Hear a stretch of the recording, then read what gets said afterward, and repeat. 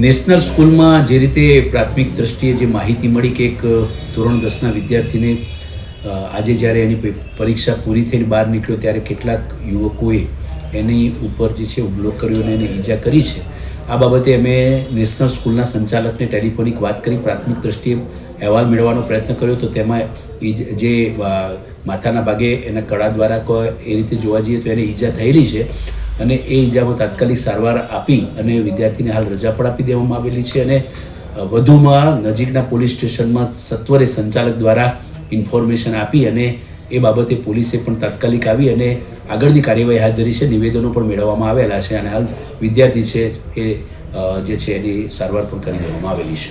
અચ્છા સર, કોઈ તપાસ કરતા સામે આવ્યું છે કે કયા કારણોસર આવું કંઈક થયું? કોઈ અંગત અદાવત હોઈ શકે છે. શાળાના વિદ્યાર્થી નહોતા. શાળાના વિદ્યાર્થી જે છે એ ધોરણ 10ના વિદ્યાર્થી જે નેશનલ સ્કૂલમાં અભ્યાસ કરે છે તેના ઉપર આ પ્રકારનું ગેટની બહાર કંઈક હુમલો થયો છે તેવી માહિતી મળેલી છે. અમે જે છે આનો અહેવાલ પણ માગ્યો છે.